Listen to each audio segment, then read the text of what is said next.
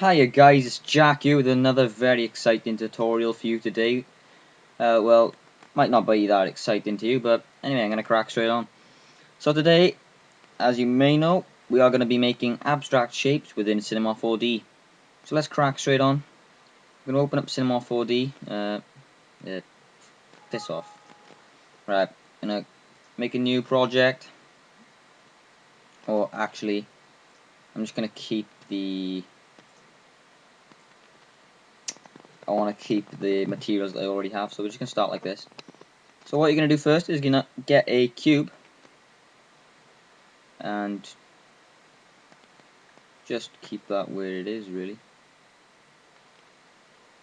And then we're going to go into MoGraph and Cloner Object. And we're going to drop the cube into the Cloner Object so we get this. Then we're going to go into Cloner Object, and where it says Mode and then Linear, we're going to swap that to Grid Array because that's what we want. And then as you can see, we get this kind of Rubik's Cube effect, as SynergiseHD would say. So we're going to just stretch this out a little bit. Stretch it like this.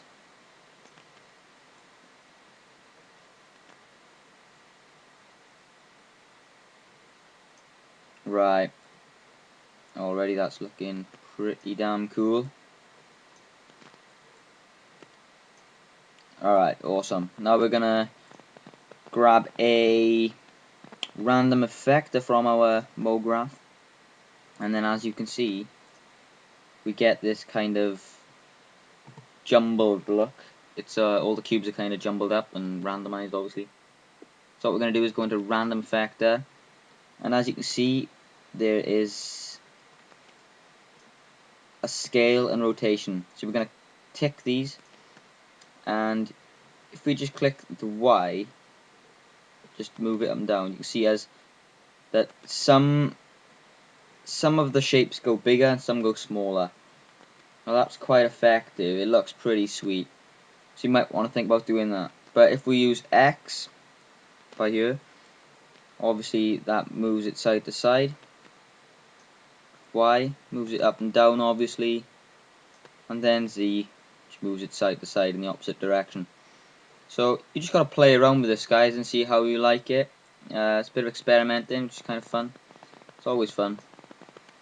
And when you've got the shape that you want, we're gonna go from there.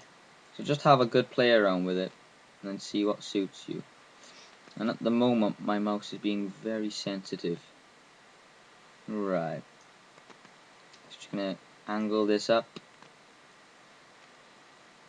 And if we go over to rotation, guys, this is where it starts to look pretty sexy.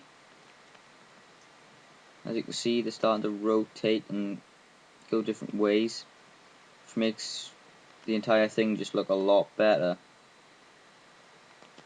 What I'm going to do is go up here where it says strength, and if you just move this down, as you can see, if you put it down to 0, it goes to our original Rubik's Cube state. And if you move that up to say 50, well, that looks pretty good. But you might want a bit more strength to make it look. I might put a bit more on, say 82. Now that's definitely looking better. Definitely.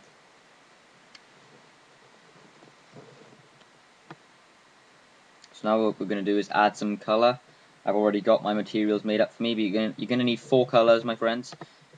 I've got red, blue, purple and green.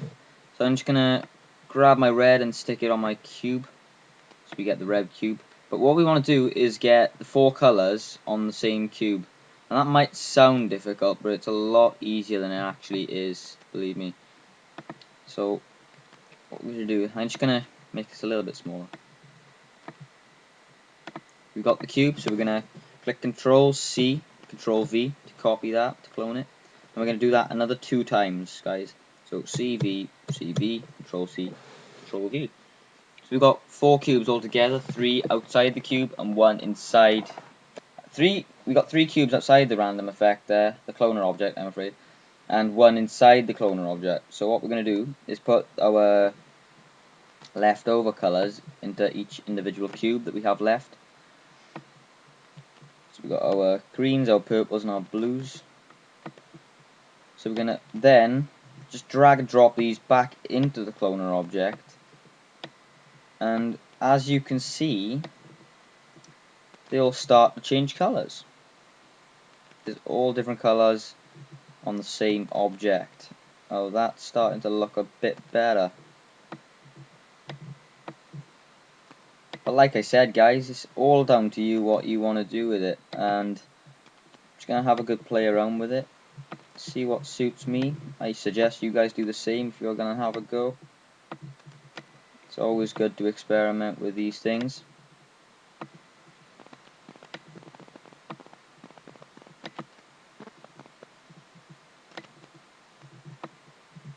Just give it a bit more rotation. Oh, how does that look? Now these colours look horrid. I'm not even gonna protect myself from that, but obviously when you do it, I'm sure you got better taste than me. This is just a tutorial, guys. I mean, this isn't a speed art or anything, which I will be doing, might I add. So what we're going to do is going to angle this up to the way you want it. Then we're going to go into our render settings, and this is where it starts to get important. And what we're going to do is we're going to render it so that when we render it, we don't get the background. So for all you people that want to put it into Photoshop and edit further, you're going to not want the background. So this is how you do it, guys. Obviously, we're going to change the width and height to 1280 by 720. And once you've done that, you go to save. Choose the destination you want to save it to, and change the format to PNG, guys. That's very important. And then you're going to want to tick alpha channel, and then go to anti-aliasing, and then click anti-aliasing from geometry to best, guys. And then we're going to close that down, go into our little render box, and then watch that render. And then I'm going to show you a quick example of what this is like when you import it into Photoshop, for all you Photoshoppers. But other than that, guys, I'd like to say, I wanted to ask if you do me the kind favor of commenting, rating, or even subscribing, because it'll help me out a lot, guys, and I'd appreciate that. So thanks, you know. So once you've saved your abstract, I'm going to call that abstract and slam it on the desktop. You've done that. I'm going to head on into Photoshop, File, Open. Where is it? Abstract. Here we go. And as you can see, guys, there's no background, and you can do what the hell you want with this, which is very good. Now, guys, when you do it, take your time and choose your colors wisely, because this just looks horrible. Take your time in deciding how you want the shape to look, and just have some fun with it, guys.